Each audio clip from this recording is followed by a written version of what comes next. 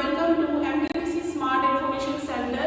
I am Sakina Shah, educator of mathematics at MKBC Smart. So today we will discuss some of the important points related to the exam strategy, how to prepare for the exam, what all points to be kept in mind while preparing for exam. So point number 1, very important point. Distraction leads to destruction. I repeat, distractions leads to destruction. Distraction किन तरह के, like Instagram, YouTube, Facebook, etc. any gaming apps. तो ये सब जो apps होते हैं ये पूरी तरह से आपका माइंड डिस्ट्रैक्ट करते हैं और अगर एक बार आपका माइंड डिस्ट्रैक्ट हो जाएगा ना तो आप जो अपने गोल को लेकर के बैठे हैं, जो टारगेट को बना के बैठे हैं, वो टारगेट अचीव नहीं हो पाएगा. Okay, so this is very important to be kept in mind. Exams के दिनों में इन एप्स पर आपको नहीं जाना है. Second important point is best time to study during exam. Best time आपको स्टडी का जो बेस्ट टाइम है ड्यूरिंग एग्जाम वो क्या है? मैनेज करना है अपना time. In the early in the morning आपको 5 AM जो है वो उठना है, राइज अप करना है. फिर आपको कैसे आपका टाइम मैनेज करना है वो आपको मालूम होना चाहिए. Okay, so the best time किस तरीके से मैनेज करना है ये एग्जाम टाइम पे, इसका आपको शेड्यूल प्रिपेयर करना है. Then the third important point is what?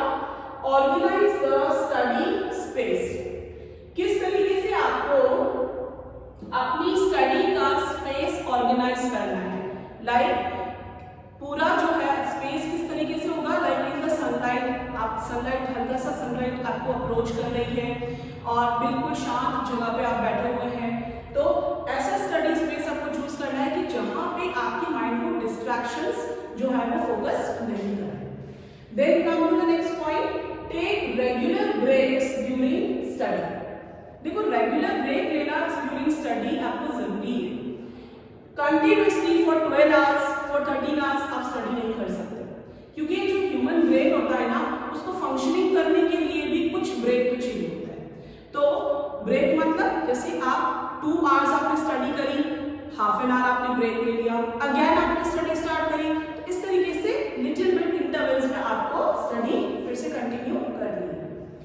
Now next is go through previous year question papers.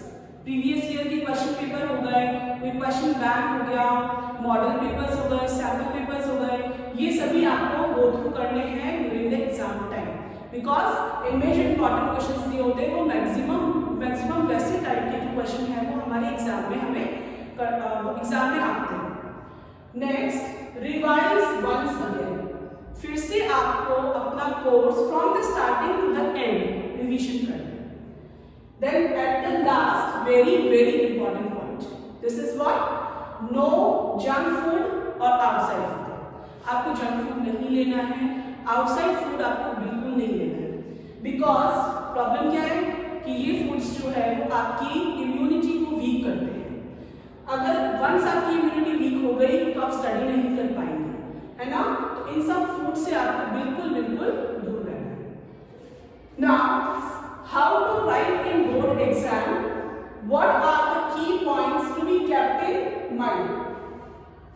आपको अपने बोर्ड एग्जाम में किस तरीके से लिखना है, कैसे पेपर को अटेम्प्ट करना है और क्या चीजें आपको अपने माइंड में रखनी है while writing the paper in the board exam. First is attempt paper in sequence. Generally बच्चों की यही गलती होती है कि वो सीक्वेंस में पेपर नहीं करते.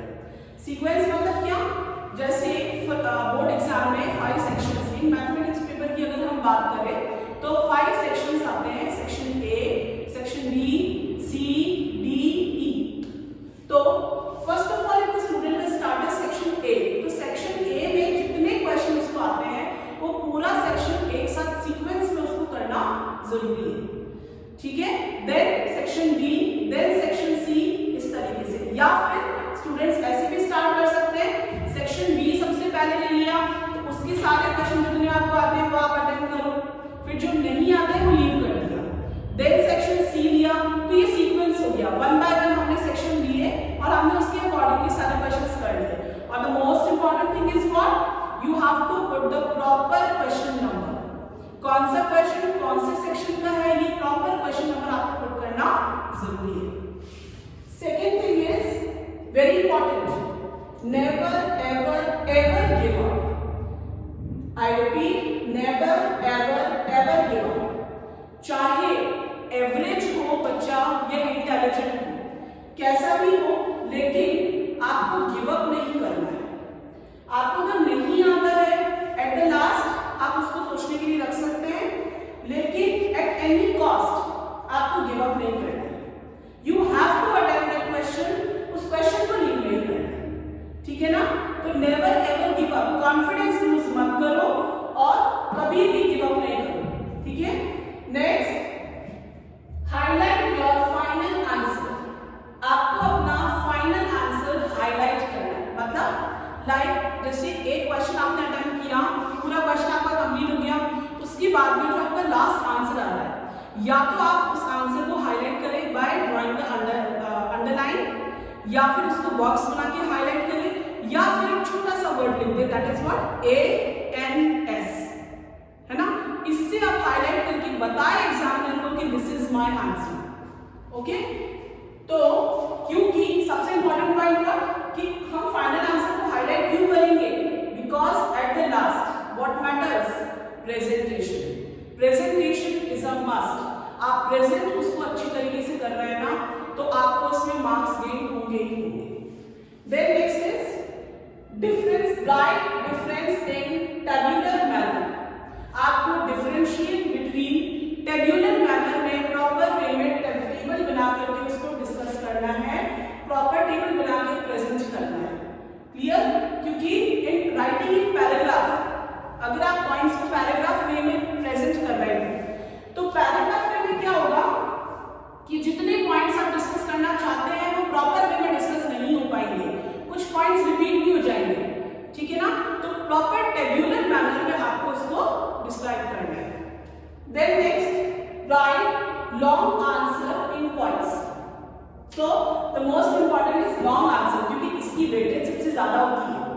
5 मार्क क्वेश्चन, 6 मार्क्स क्वेश्चन, ठीक है ना। तो लॉन्ग आंसर को ऑलवेज इन पॉइंट्स लिखें। क्यों? क्योंकि पॉइंट्स में जो है वो बातें बिल्कुल इजीली डिस्कस भी हो जाती है, डिस्क्राइब भी हो जाता है, प्रेजेंटेशन भी अच्छा दिखता है, और सिस्टमैटिक काम आपने किया है और सफाई भी आती है, बिल्कुल नीटली काम होता है ना। तो लॉन्ग आंसर को हमेशा पॉइंट्स में ही डिस्क्राइब करें, पॉइंट्स में ही लिखें। Next, draw lines after each answer. हर एक आंसर के बाद आपको लाइंस ड्रॉ करनी है। एक आंसर नंबर 1 फिनिश हुआ, leave one line, draw the line, start with the next question, okay. तो हर एक आंसर के बाद में आपको लाइंस ड्रॉ करनी है, इस बात का ध्यान रहे। Next, don't start an answer at the bottom of the page. ये क्या है? आपको new answer bottom of the page में अगर 2 लाइन भी बची हुई है ना, तो उस 2 लाइन में आंसर, नया आंसर स्टार्ट नहीं करना है, leave that, come to the next page. Next page पे आपको नेक्स्ट क्वेश्चन का आंसर जो है वो स्टार्ट करना है, ठीक है ना। तो बॉटम ऑफ द पेज पे कभी भी स्टार्ट ना करें, ये सबसे बड़ी मिस्टेक है, okay. And the last important point is what, never leave any question blank. देखो सबसे बड़ी मिस्टेक बच्चे यही करते हैं, हमेशा क्या करते हैं, जो क्वेश्चन नहीं आता है उस क्वेश्चन में बिल्कुल भी कॉन्फिडेंस नहीं रखते हैं, उस क्वेश्चन को अटेम्प्ट ही नहीं करते। तो जब हम अटेम्प्ट ही नहीं करेंगे तो आपको मार्क्स कहां से मिलेंगे, है ना। तो कभी भी उस क्वेश्चन को लीव नहीं करना है, चाहे आपको आता है नहीं आता है, हैव कॉन्फिडेंस इन योरसेल्फ और उसको अटेम्प्ट करेंगे ही करेंगे। क्योंकि क्वेश्चन अटेम्प्ट करेंगे तो कुछ आपका माइंड भी वर्क करेगा, कुछ आप उसमें सोचेंगे और कुछ ना कुछ आंसर तो निकल के आएगा, क्लियर। तो never leave any question blank, कोई भी क्वेश्चन आपको ब्लैंक लीव नहीं करना है, ओके। Thank you.